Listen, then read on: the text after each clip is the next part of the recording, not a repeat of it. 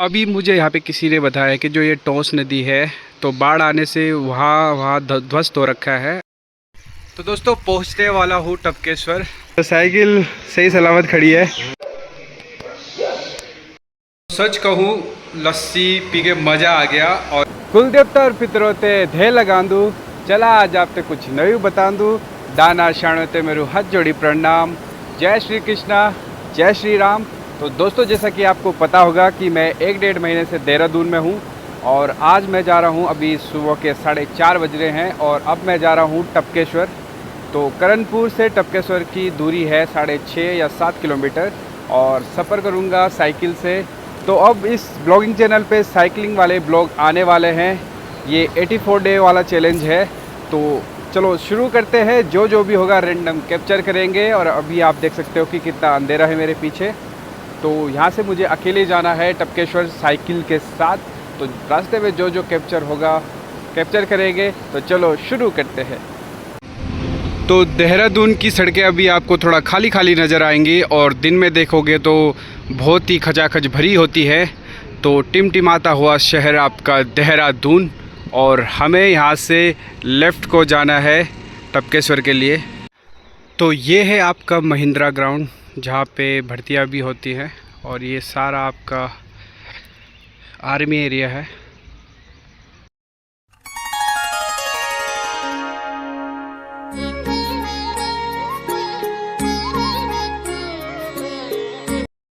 तो दोस्तों पहुँचने वाला हूँ टपकेश्वर। सुबह सुबह का जो नज़ारा है देखने योग्य है क्योंकि अभी भीड़ कम है सड़कों पे और लगभग पहुँच गया मैं साइकिलिंग करते हुए। तो चलो आपको महादेव और हनुमान जी के दर्शन कराते हैं।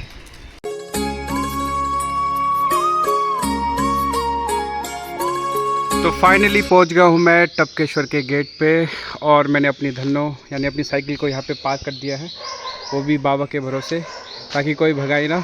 तो बाबा जी ख्याल रखना मेरी धन्नो का। बिल्कुल बेटा बिल्कुल। मेरी धन्नो का। अभी मेरे को इस पे बहुत राइड करने हैं। ठीक है चलो मिलता हूँ अभी आता हूँ। तो अभी मैंने प्रसाद की टोकरी ले ली है और अब जा रहा हूँ महादेव जी के पास। तो चलो आपको बैक से यहाँ का सिनेरियो दिखाता हूँ। वो देखिए हमारे प्रभु हनुमान जी और इस साइड है माँ वैष्णो देवी की गुफा।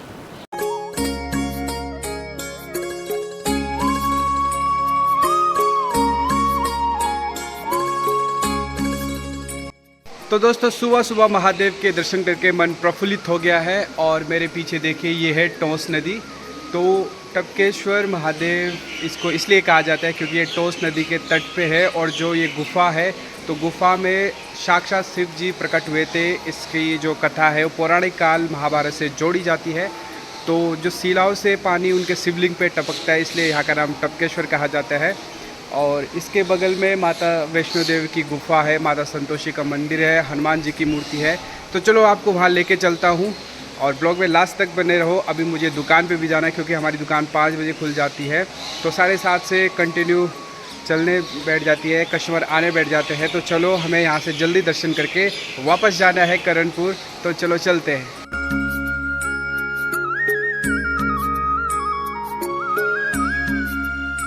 यहाँ पे डर है, यहाँ पे कुत्ते भी है और बंदर भी। तो देख सकते हो सामने कुत्ता बंदर को डरा रहा है कि बंदर कुत्ते को, और ये भागा कुत्ता मेरी तरफ। भाई भाई भाई भाई भाई। ओह तो बंदर भी थोड़ा हरामी लग रहे हैं। साहब मुझे खाने आ गए थे लगभग, तो बच गया हूँ।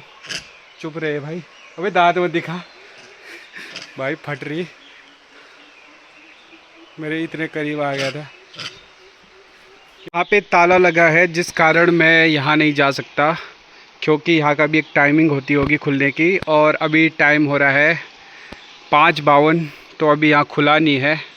तो यहाँ पे आप देख सकते हो श्री कृष्ण गोवर्धन पर्वत उठाए हुए और सामने माता वैष्णो की गुफा है। तो शायद इसीलिए अलाउड नहीं करते होंगे क्योंकि रिस्क भी है थोड़ा, और इस तरफ बंद है तो यहाँ के दर्शन हम दूर से ही कर पाएंगे। तो ये है कुछ इस प्रकार से आपका टपकेश्वर महादेव। तो दोस्तों किसी कारणवश हम माता वैष्णो देवी गुफा के अंदर नहीं जा पाए क्योंकि अभी यहाँ खुला नहीं है और मुझे वापस भी जाना है क्योंकि हमारी दुकान 5 बजे खुल जाती है और 7 साढ़े 7 से कस्टमर आने बैठ जाते हैं। तो आज मंगलवार भी है तो जय श्री राम जय हनुमान। तो हनुमान जी और माता और भोलेनाथ के दर्शन करके अब हम जाएंगे वापस करणपुर अपनी दुकान की तरफ।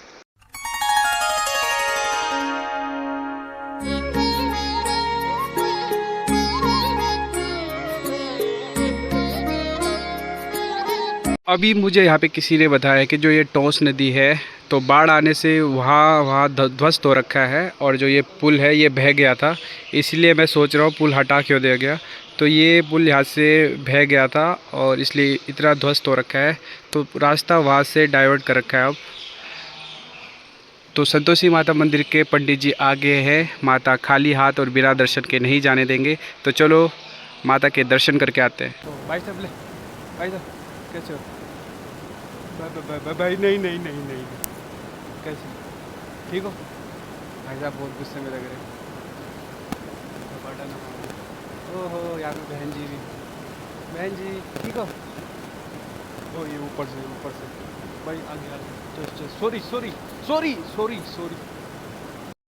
तो महादेव के दर्शन करके अब मैं निकलता हूँ घर की तरफ, यानी कि दुकान की तरफ, क्योंकि 6:10 हो गया है और 7 साढ़े 7 से पहले पहुंचना है। कोशिश तो वही रहेगी, धूप भी लग गई है और धूप में साइकिल करना थोड़ा टफ हो जाता है। तो चलो चलते हैं। जी रक्षा की साइकिल की, तो साइकिल सही सलामत खड़ी है। बदुआ करो साइकिल से मोटरसाइकिल हो जाए, जल्दी हो जाएगी। बाबा की कृपा। भोला बाबा की कृपा हो जाएगी बेटा। कल ही मैंने इस पे कुछ काम करवाया है, गियर डलवाए हैं और धीरे धीरे इसको मॉडिफाई किया जाएगा या तो फिर नहीं आएगी, क्योंकि फ़िटनेस के लिए और मॉर्निंग वॉक के लिए मुझे ये सही लगी। क्योंकि जब तक पैर चलेंगे तब तक ही हम कुछ कर पाएंगे, हेल्दी रह पाएंगे और हेल्दी रहेंगे। जब हेल्थ होगी तभी तो वेल्थ होगा। तो चलो चलते हैं घर की ओर। और दोस्तों जब भी आप टपकेश्वर आते हो तो श्री श्याम रेस्टोरेंट में यहाँ पे स्पेशल खाना और स्पेशल आपको लस्सी मिलती है। तो इसे खा के मज़ा ही आ गया, क्या गजब की बनाई है, क्या क्या फ्लेवर दे रखा है। तो बहुत ही अच्छी यहाँ पे लस्सी मिलती है, खाना मिलता है। तो जब भी आप आते हो तो यहाँ पे विज़िट ज़रूर करें और लस्सी पी कर बताइए। तो अगर आपने यहाँ पे आके पी रखी है, खाना खा रखा है तो कमेंट में ज़रूर लिखिएगा। तो सर इस जो लस्सी है, लस्सी का जो राज है वो हम जानना चाहते हैं। तो ये आपके पेवर भैंस का दूध। अच्छा ये दूध है, पेवर भैंस का दूध का दही है। पेवर भैंस के दूध का दही, और इसी दही की लस्सी में नहीं है।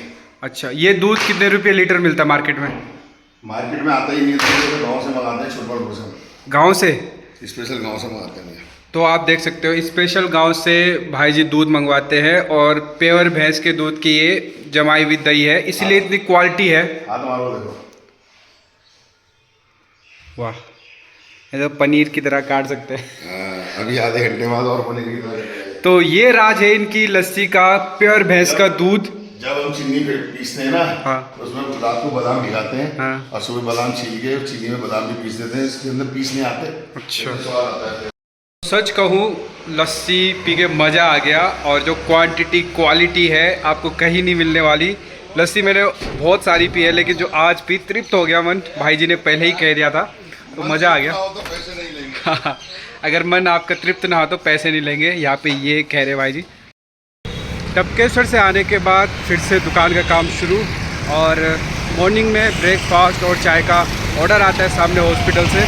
तो किसी की चाय डिलीवर करने जा रहा हूँ क्योंकि यहाँ पे बहुत सारे पेशेंट होते हैं जो अकेले आते हैं, जो बुज़ुर्ग होते हैं, तो उनकी सेवा का मौका मिलता है। तो यही काम होता है मॉर्निंग में। तो फिर से वही हर मंगलवार की तरह इसके बाद मैं हनुमान मंदिर जाऊंगा हनुमान चालीसा का पाठ करने। तो ब्लॉग में बने रहो, आज जितना कैप्चर होगा। तो यहाँ पे हमारे व्यूअर हमें खोजते हुए आए हैं, तो इनका कमेंट आया था कि हम करणपुर आएंगे तो आपके यहाँ पे ज़रूर आएंगे। तो धन्यवाद दीदी आपका कि आप आए। आपका नाम? मेरा नाम प्रीति नेगी है, मैं गढ़ी कैंट में रहती हूँ। और मैंने ब्लॉग के माध्यम से देखा था कि सचिन जी कह रहे थे कि हमने यहाँ पे खोला है खाने का, तो मेरा मन था कि मैं जब भी करणपुर जाऊँ तो मैं ज़रूर उनके यहाँ जाऊँगी और मुझे आज ये मौका मिल गया। आपकी बेटी? ये मेरी फ्रेंड है। अच्छा, और सॉरी फ्रेंड कम सॉरी। बहन है, तो ये यहीं पे रहती है। तो मैंने कहा मैं आई हूँ तो उसको क्यों छोड़ूँ, उसको भी लेके चलती हूँ। थैंक यू, आप आए, हमें अच्छा लगा। और मुझे बहुत सारे बहुत ऐसे अच्छा आते लगा। तो अच्छा लगता है कि कोई खाने में आ बहुत रहा है। टेस्टी लगा, बिल्कुल अपने घर जैसा, माँ आप- की याद दिला दी घर में।